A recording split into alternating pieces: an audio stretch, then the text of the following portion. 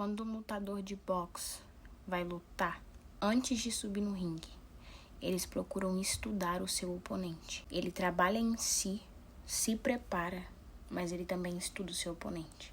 Ele procura saber se o oponente é uma pessoa que ataca mais ou se fica mais defendendo, se o ponto fraco dele é a perna, é o braço, se ele fica cansado rápido ou não. Eles sentam para analisar.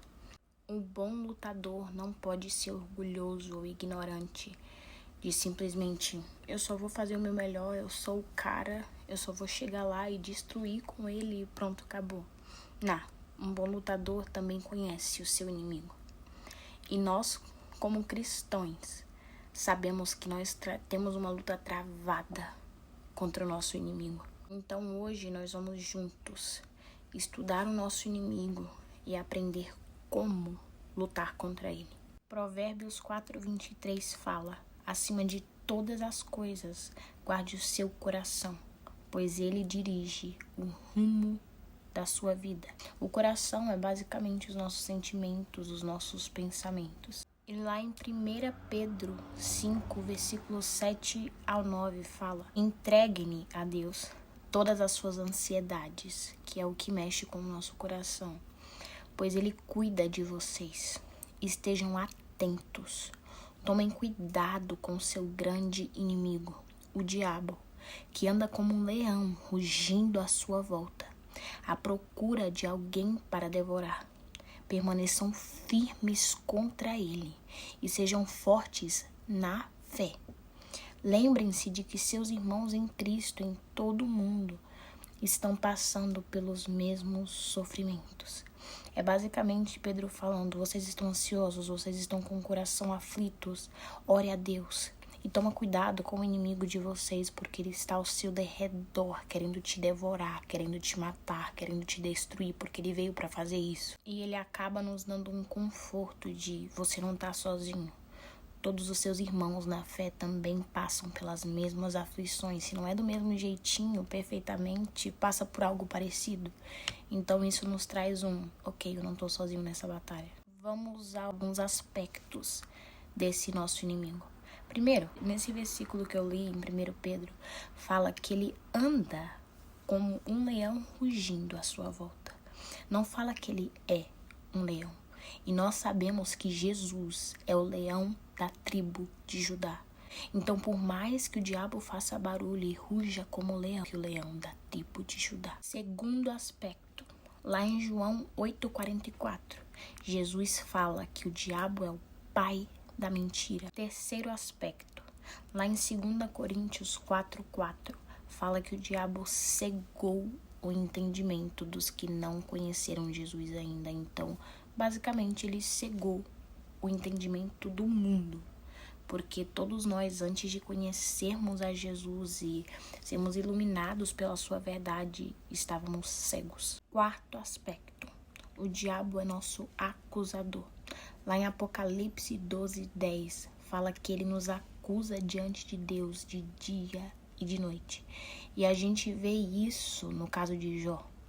A história de Jó fala que Deus chamou a atenção de Satanás para Jó. Tipo, você viu meu servo? Ele é íntegro, não tem ninguém na terra como ele. E Satanás, em outras palavras, falou, lógico, você abençoa ele, você fez campo de proteção para ele, você abençoa a família, você abençoa as finanças dele, toca nele, tira tudo dele para você ver se ele não vai te negar na sua cara. Então, ele tá sempre nos acusando. Quinto aspecto, Jesus falou lá em Lucas 10:18 que ele viu Satanás cair do céu como relâmpago. Ou seja, o diabo é um anjo caído. O diabo é alguém que já experimentou da glória de Deus de pertinho. Ele é alguém que adorava a Deus. Ele experimentou literalmente o céu. Por ele ter perdido isso de uma vez por todas e não ter mais redenção, não ter mais remissão, não ter jeito para ele, ele odeia a gente. Porque nós somos adoradores de Deus. Nós somos chamados para adorar a Deus com a nossa boca, com a nossa vida, com o que fazemos, com o que somos. E apesar da gente ser falho, apesar de a gente errar várias vezes, a graça de Deus ainda nos alcança. E ele odeia isso. Jesus e o Espírito Santo tá sempre intercedendo ou orando pela gente. Só que lá em 1 João 5,19 fala que o mundo tá sob o controle do maligno. Ou em outras versões, o mundo já é do maligno. Porém, nem sempre foi assim. Lá em Gênesis 1, versículos 26 e 28 fala: Então Deus disse: façamos o ser humano à nossa imagem. Ele será semelhante a nós. Dominará sobre os peixes do mar, sobre as aves do céu, sobre os animais domésticos, sobre todos os animais selvagens da terra e sobre os animais que rastejam pelo chão. Deus havia dado a autoridade de tudo isso para os humanos. Porém, lá em Gênesis 3:1 fala: a serpente era o mais astuto de todos os animais selvagens que o Senhor Deus havia criado. Certa vez, ela, era o diabo disfarçado de serpente, perguntou à mulher: Deus realmente disse que vocês não devem comer do fruto de nenhuma das árvores do jardim? Lembra que eu falei que um dos aspectos do diabo é que ele é o pai da mentira? Pois é. Gênesis 2, versículos 16 e 17 fala: Mas o Senhor Deus lhe ordenou: coma à vontade dos frutos de todas as árvores do jardim, exceto da árvore do conhecimento do bem e do mal. Só que o diabo foi para Eva e falou: Deus não falou para vocês não comer do fruto de nenhuma árvore, sendo que Deus não havia falado isso. Outro aspecto que a gente vê aqui sobre o diabo é que ele é astuto, ou em outras palavras, esperto. Ele pegou a verdade de Deus e contorceu um pouco. Essa mentira astuta do diabo foi o suficiente para enganar Eva, porque ela respondeu: é só do fruto da árvore que está no meio do jardim que não podemos comer. Deus disse: não comam e nem sequer toquem no fruto daquela árvore. Deus nunca falou que eles não podiam tocar. Ele só falou: não coma. Vocês provavelmente perceberam que quando eu estava lendo a determinação da autoridade que Deus tinha dado para Adão e Eva, ou para a humanidade, eu destaquei o animal selvagem, porque a serpente era um animal selvagem. E Deus tinha dado autoridade para ele sobre aquele animal. Então, quando Eva e Adão comeram do fruto que não era para comer, eles entregaram a autoridade que era deles na mão do diabo. Porém, também temos esperança em Jesus. Lá em Lucas 10:19, Jesus fala a respeito do povo dele, povo que já confessou Jesus como seu Senhor e Salvador. Eu dei a vocês a autoridade para pisarem sobre cobras e escorpiões e sobre todo o poder do inimigo. Nada lhes fará dano. Jesus reconquistou a nossa autoridade. Porém, assim como Adão e Eva fez, a gente algumas vezes entrega a autoridade que Jesus nos deu na mão do inimigo. Ele vem com as astutas dele e a gente, ok, diabo, eu concordo com você. A gente tem até meme, né? De, cara, se fosse eu tinha jogado uma pedra na cabeça daquela cobra. Só que o inimigo vem bater papo com a gente, ao invés da gente colocar uma pedra na cabeça dele, a gente bate papo.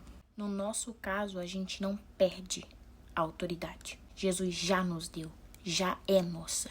Porém, o inimigo nos engana e nos faz pensar que não temos autoridade. Ele faz com que a gente viva como vítima, que tadinho de mim, o inimigo é muito forte, ele é muito poderoso. Ele faz com que a gente não se veja como os guerreiros que Deus nos chamou para ser.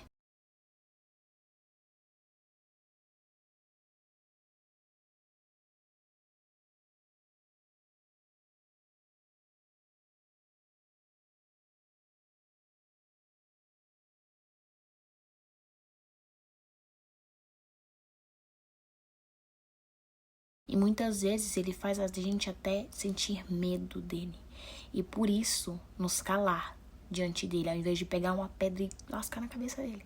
Antes de prosseguirmos com o estudo, Deus me entregou um louvor, que é mais uma declaração. Vou cantar em ambos os idiomas, que nem no último vídeo. E eu peço que realmente você tome posse dessa canção. Canções não são só canções, canções são armas. E a gente escolhe como a gente as usa. Uma vez eu tava escutando um louvor daqueles que eles estão na igreja, então vai fluindo e tal.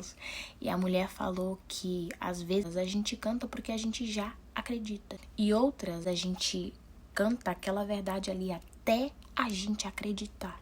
Então, se você ainda não se vê como uma pessoa que Jesus entregou autoridade para pisar na cabeça do inimigo, declara até você acreditar. Por mais que você não saiba a canção, declare em espírito, concorde e tome posse da autoridade que Deus te deu. Eu não podia ver, não conseguia entender que escolheste a mim pra ser vitorioso em ti. Nunca serei perfeito, me dás o que não mereço. Pega o quebrado em mim, transforma em glória. You are my champion. Giants fall when you stand undefeated. Every battle you won. I am who you say I am. He crowned us with confidence. I am seated in the heavenly place, undefeated, with the one who has conquered it all. He conquered it all for us. It all.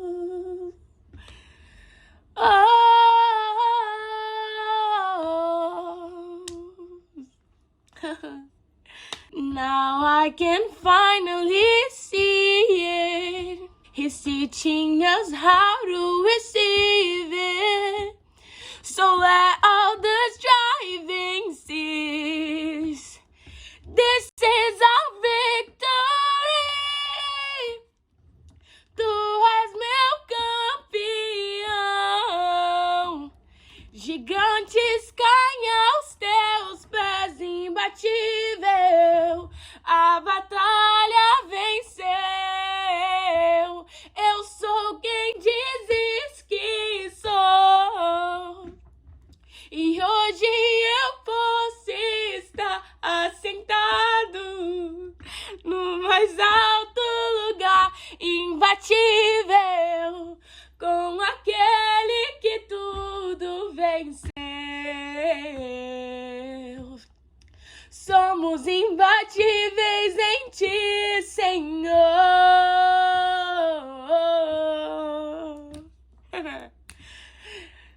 Sing this, declare this, receive this. When I lift my voice and shout, every wall comes crashing down. You have the authority Jesus has given me. When I open up my mouth, miracles start breaking out. I have the authority Jesus has given me. Ao gritar em uma voz, as muralhas cairão. Tenho autoridade que Jesus me entregou nas minhas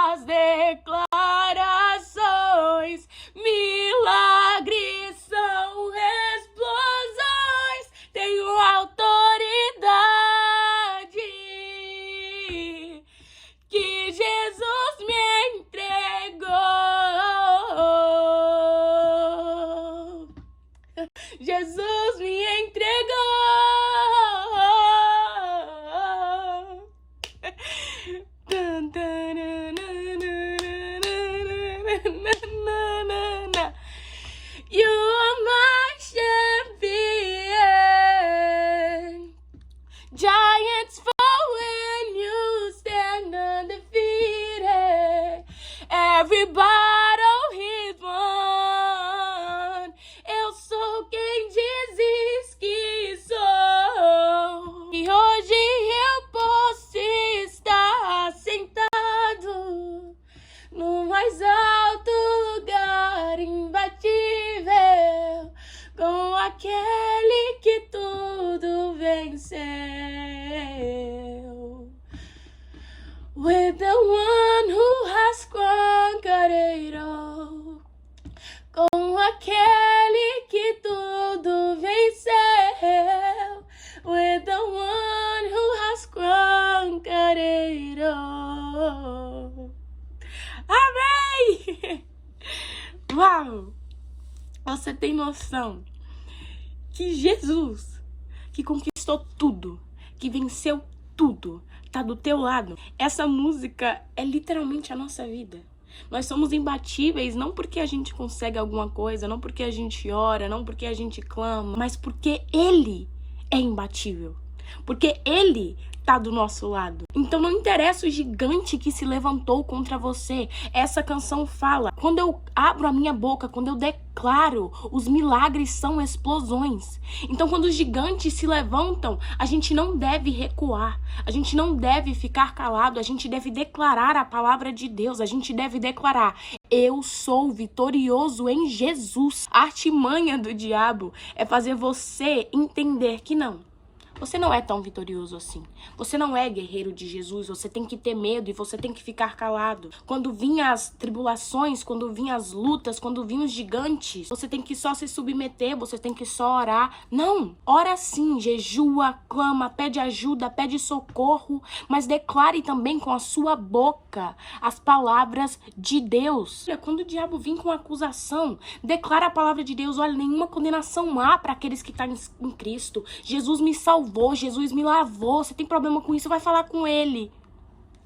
Quando Ele vir te falar que não tem jeito, que o seu casamento já tá destruído, que a sua família já tá destruída, que você é perdedor, você fala pra Ele: eu sou vitorioso em Jesus. Tudo posso naquele que me fortalece. Começa a declarar pra Ele as palavras de Deus. Essa é a nossa espada contra Ele. Hoje, a gente vai aprender em Efésios e com a vida de Jesus a lutar contra o nosso inimigo.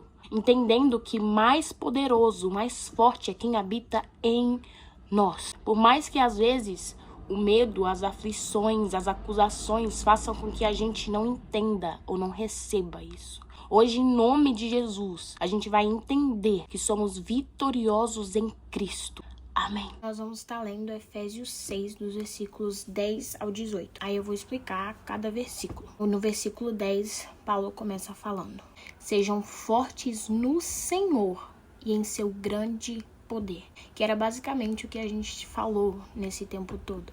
Que a gente não é forte com nossos próprios recursos, com a nossa inteligência, mas a gente se torna forte a partir do momento que a gente começa a depender da força e poder de Deus. Lembra que no começo eu falei que um lutador de boxe não pode ser ignorante de pensar: eu sou top, o meu inimigo é fraquinho, então eu posso ir pra cima dele. Gente, o nosso inimigo é mais forte que a gente. Ele é mais inteligente que a gente. Ele tá aqui há mais de 2000 anos. Se a gente for pra cima dele com forças naturais, ele quebra a gente na porrada. Quando eu aceitei a Jesus pela primeira vez, eu fui pra uma igreja que era manifestado muito o poder de expulsar demônios. E eu tinha na minha cabeça: eu posso expulsar demônios, eu posso me levantar diante do inimigo e falar com ele. Só que a igreja sempre explicava que não era assim, que precisava ter uma unção, que precisava ter uma preparação. Só que a Linda aqui, ignorante na fé, achava eu sou Jesus, nem tinha raízes com Deus. Um lindo dia foi inventar de enfrentar o diabo com forças naturais. Quando eu lembro disso, eu fico tipo: cara, eu era muito louca. O que eu fiz? Eu tava no meu quarto e eu literalmente chamei o diabo. Falei tipo: esse espírito, vem aqui agora, caia por terra em nome de Jesus. Chamei todos os espíritos que você pode imaginar, porque tem um demônio pra cada coisa. Minha irmã, pra quê? Outro dia, o inimigo se levantou contra mim com tanta força, mas com tanta força que eu não conseguia levantar o rosto. Eu fui pra escola e eu conseguia escutar o inimigo falando: cadê tua força? Você não falou ontem que era pra eu fugir? E você, cadê sua força agora? E por eu não ter estrutura, por eu não ter raízes em Deus, E por eu ser orgulhosa também de que eu não cheguei na igreja, gente, eu enfrentei o diabo, ele tá atrás de mim, o que eu faço agora? Porque eu fiquei com vergonha. Então não faça isso, não enfrenta o diabo, não vai pra cima dele com as tuas forças naturais, porque não vai dar certo. E ele vai vir pra cima de tu com forças redobradas. E só a misericórdia de Deus mesmo pra te resgatar. E depois desse dia, eu criei um trauma. Antes eu não tinha medo do diabo e depois desse dia eu tinha um medo tremendo. Depois disso, todos os ataques espirituais que eu tinha, eu ficava calada. Eu ficava quietinha enquanto o inimigo estava me atacando com toda força. Não sabia isso daqui que Deus está ensinando pra gente hoje, que eu tinha as armas na Bíblia para lutar contra ele. Já teve ataques espirituais de eu literalmente sentir que estava empestado de demônios ao meu redor e eu não sabia o que fazer. Eu não tinha força nem para ligar para alguém.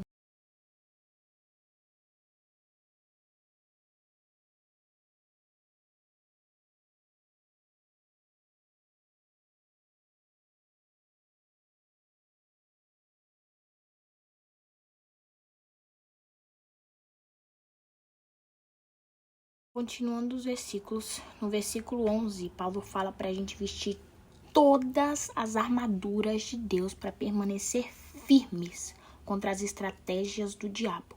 Ele não fala, veste só uma pouquinha, mas deixa o resto faltando. Eu vou orar, mas eu não vou jejuar. Eu vou orar, mas eu não vou ler a Bíblia. Eu vou ler a Bíblia, mas eu não vou orar. Não, a gente tem que vestir todas as armaduras do Senhor para permanecer firmes contra o inimigo. O versículo 12 fala: pois não lutamos contra inimigos de carne e sangue, mas contra governantes e autoridades do mundo invisível, contra grandes poderes neste mundo de trevas e contra espíritos malignos nas esferas celestiais. Às vezes o diabo usa pessoas sem elas saberem que estão sendo usadas para nos acusar, para nos afrontar. E a gente tem que entender que a nossa luta não é contra o nosso irmão, porque através desse ele usar pessoas, ele quer plantar discórdia, falta de perdão, mágoa, ressentimento. Se a gente não entender isso, a gente não consegue viver em paz, que foi o que Jesus nos chamou para viver. Jesus nos chamou para viver em paz com os nossos irmãos, que através disso o nome dele é glorificado. E abrindo um parênteses aqui também, tenha equilíbrio. Porque às vezes a gente está vivendo em cabo de guerra com alguém e a gente coloca a culpa toda no diabo, sendo que ele só entrou porque você abriu brecha. Ele não entra se você não dá legalidade para ele entrar. Vamos supor, você falou mal de alguém para outra pessoa, você comentou da vida dela. Aí essa fulana foi lá e falou pra pessoa e ela tava falando mal de você. Aí você vem me dizer que foi o diabo? Não, amado. Foi você que abriu brecha quando você falou da vida dela. Então a gente tem que ser vigilante. No versículo 13, Paulo fala que se a gente vestir toda a armadura de Deus, quando a batalha acabar, a gente vai continuar em pé e firme. A batalha não vai nos destruir. Aí ele começa nos falando que armaduras usar. No versículo 14, ele fala pra gente manter a nossa posição, colocando o cinto da verdade. Esse cinto que eles usavam parecia uma saia. E eu tava estudando, na minha Bíblia de estudo, e lá falava que esse cinto da verdade de Deus protege o nosso coração, protege o nosso caráter. Então, o fato de usar o cinto da verdade do Senhor obriga as nossas emoções, a nossa natureza a obedecer a Deus. Por exemplo, você quer mentir. Só que aí a palavra de Deus te lembra que você não pode mentir. Você está se sentindo oprimido, você está se sentindo sem valor. Mas a palavra de Deus lembra que Jesus pagou um alto preço por você. Então, saber as verdades de Deus vai proteger as suas emoções, vai proteger o seu caráter. E ele fala pra gente vestir a couraça da justiça. Nós sabemos que nós somos justificados pelo sangue de Jesus. Logo, quando a gente sabe dessa justificação pela fé, faz com que quando a gente erre, quando a gente peque, a gente confesse a Jesus e busque se arrepender e viva de maneira justa. Abrindo outros parênteses, vamos pensar junto. Isso daqui são armaduras para nos proteger contra o inimigo. Logo, se a gente não usa essas armaduras, nós com a nossa atitude está dando legalidade para o inimigo entrar e fazer bagunça. Versículo 15, Paulo fala para a gente usar como calçados o evangelho da paz. Os nossos calçados nos ajudam a andar direito. Se você tá lá com o salto quebrado, você vai andar mancando. Se o seu sapato tá te machucando, você não vai andar rápido, porque você tá com dor. Então, usar os sapatos do evangelho faça com que tenhamos uma vida digna da missão que nos foi dada. E que missão é essa? Missão de mostrar a Jesus através da nossa vida. Então, enquanto a gente tá indo, a nossa vida tá representando a Cristo. No versículo 16, Paulo fala para que a gente, em todas as situações, que a gente levante o escudo da fé para deter as flechas de fogo do maligno. Como eu li lá em Apocalipse, o diabo nos acusa. E essas acusações geram medo, geram dúvida, geram culpa e etc. E também, como eu disse, o diabo usa pessoas para nos afligir. Então, isso também são setas que ele quer colocar no teu coração mágoa, ressentimento, falta de perdão, e isso nos impede de cumprir a nossa missão. O escudo que eles tinha uma couraça de couro. Então, eles molhavam essa couraça para quando viesse as flechas de fogo do inimigo, a água do escudo apagasse o fogo. Então, a fé é literalmente o que apaga as flechas do inimigo. No versículo 17, primeiro ele fala para a gente usar a salvação como capacete. O capacete protege a nossa mente.